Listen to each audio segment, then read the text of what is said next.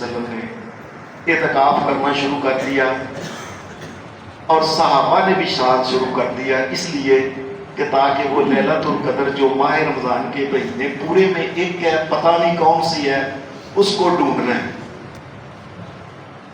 یہاں میں نے یہ بات کرنی ہے کہ دیکھیں کیسی بات تھی، اللہ کی قسم اس کائنات میں محمد الرسول اللہ کے صحابہ جیسا کوئی انسان نہ کبھی پیدا ہوا ہے نہ کبھی ہونا ہے نبیوں کے بعد۔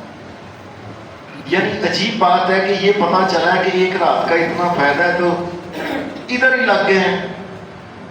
اور دیکھ لیں، اللہ ہمیں معاف کرے، یہ غصے والی بات نہیں، ہمارے ہاں رات کو تراویح کی نماز میں ذرا دیکھنا کتنے بندے ہوتے ہیں، اور ذرا مارکیٹ کے اندر جا کے دیکھنا، کوئی جنت کی ضرورت نہیں، وہ جہنم سے بچنے کی ضرورت نہیں۔ لوگوں کیا ہو گیا ہے؟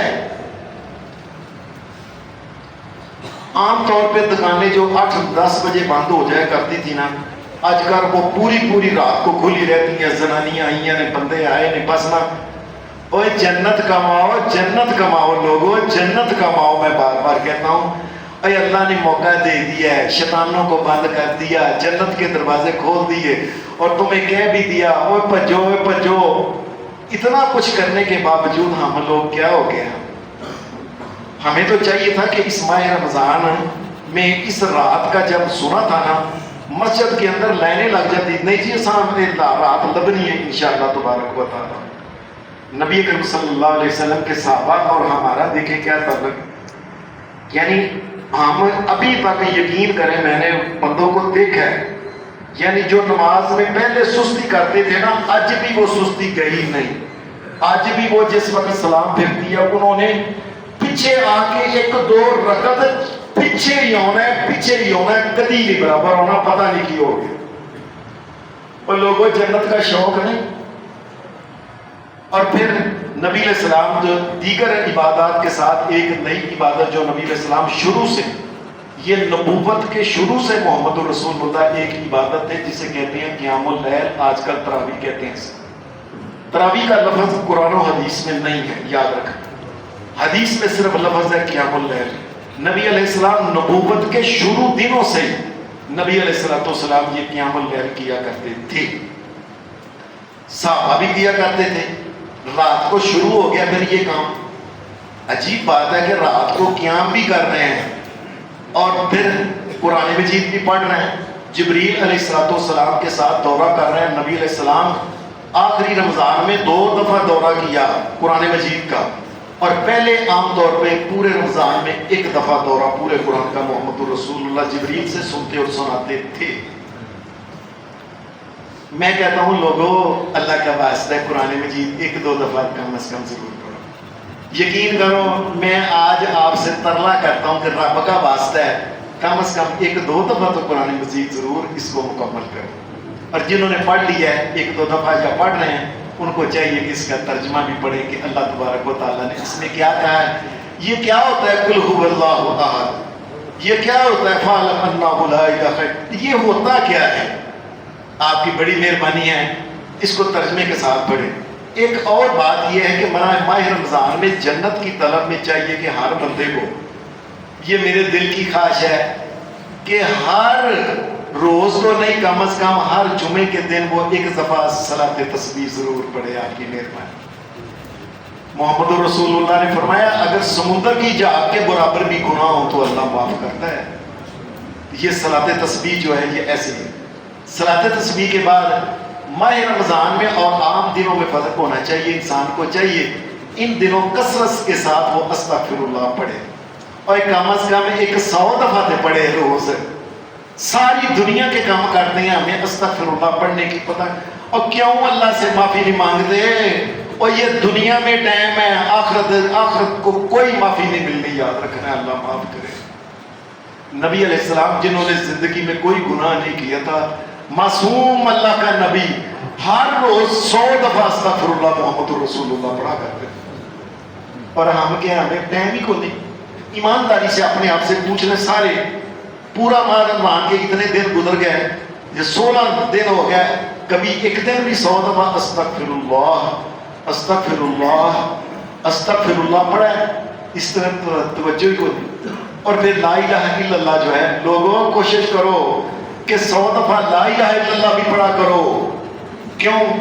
نبی علیہ الصلوۃ والسلام نے فرمایا یہ لا الہ الا اللہ ایک دفعہ جو ایمانداری کے ساتھ پڑھ لے، ایک پلڑے میں اگر ترازو کے 7 زمینوں 7 آسمان رکھ دیے جائیں، دوسرے میں لا الہ الا اللہ، تو لا الہ الا اللہ کا وزن زیادہ ہوگا. وہ لا الہ الا اللہ، اللہ تیرے علاوہ کوئی مالک و مشکل کشا، کوئی حاجت روا نہیں، کوئی نفع نقصان کا مالک نہیں، کوئی کرنے والا نہیں، کوئی اولاد دین والا نہیں، کوئی خیر دین والا نہیں، کوئی سجدے دے لائق نہیں، کوئی نظر دے لائق نہیں، کوئی نیاز دے لائق نہیں. یہ پوری کائنات کو بنانے والا یا اللہ تو اکیلا ہے، چلانے والا بھی تو اکیلا. لا الہ الا اللہ 100 دفعہ لا الہ الا اللہ لوگوں پڑھو. اور پھر اگر ہو سکے تو 100 مرتبہ سبحان اللہ و بحمدہ، سبحان اللہ و بحمدہ، سبحان اللہ و بحمدہ. نبی علیہ السلام نے اس کے بارے میں بھی فرمایا جو آدمی 100 مرتبہ پڑھتا ہے نا روز، سمندر کی جھاگ کے برابر بھی اس کے گناہ ہو تو اللہ ان کو بھی معاف کر دے. اور کتنا ٹائم لگتا ہے لوگوں دکانوں تے بیٹھ، اور رب دا واسطہ ہے ٹائم نہیں ملنا، اور قیامت دے دن میرے سامنے آ جانا. میں کہہ رہا ہوں کہ ٹائم نہیں ملنا. اور کوشش کرو کہ ہر جمعے والے دن ایک کوشش لازمی کرو کہ سورہ الکہف جو ہے، الحمدللہ الذی انزل علی عبدہ الکتاب ولم یجعل لہ عوجا قیما لینذر باسا شدیدا من لدنہ ویبشر المؤمنین الذین یعملون الصالحات ان لهم اجرا حسنا ماکثین. یہ سورت کتنی ہے؟ 12 رکوع ہے، چھوٹی چھوٹی. 15ویں سپارے شروع ہوتی ہے، 16ویں سپارے میں ختم ہو جاتی ہے. اور یہ سورت جو ہے نبی علیہ السلام نے فرمایا جو بندہ جمعے کے دن اس کو پڑھے، جس جگہ پڑھتا ہے، گجرا والا میں فرض کرو، جس جگہ پڑھتا ہے وہاں سے لے کے مکہ تک کا جتنا فاصلہ ہے اتنی روشنی اللہ عطا کرتا ہے. اگے پیچھے روشنی روشنی روشنی روشنی روشنی روشنی نور عطا ہے. اور لوگوں ماہ رمضان میں فرق کرو. اپنی اولادوں کو کہو، پتر دی رات کو سونے سے پہلے ان کو کہو چلو سورہ ملک پڑھو. پڑھو پتر، بسم اللہ الرحمن الرحیم، تبارک الذی بیدہ الملک وہو علی کل شیء قدیر، الذی خلق الموت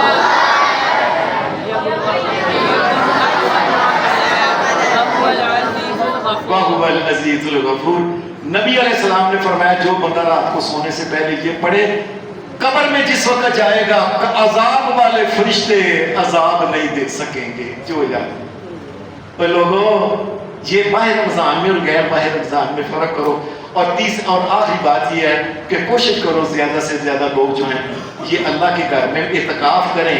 اللہ کے قرآن مجید کہتا ہے نبی پوچھتے تھے ان مشرکوں سے، ما هذه التماثيل التي انتم لها عاکفون.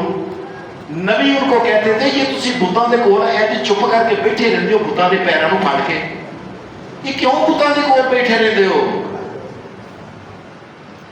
عاکفون کا مطلب ہوتا ہے پکا پکا بیرنا اوتھے. وہ کہندے سن اسی بتاں کو بہنے سانوں سکون بڑا ملتا ہے، سانوں ساڈے خدا نے. اور مومنوں، اور تم تو اصلی اللہ کو مانتے ہو اور تمہیں تو مسجد میں آ کے زیادہ سکون ملنا چاہیے. اس لیے کوشش کرو کہ اعتکاف بیٹھے. آپ بھی عورت کے لیے اعتکاف کی بات یاد رکھنا ہے، عورت ہو یا مرد ہو، اعتکاف صرف مسجد میں ہوتا ہے، صرف مسجد میں ہوتا ہے، صرف مسجد میں ہوتا ہے. گھر میں کوئی اعتکاف نہیں ہوتا.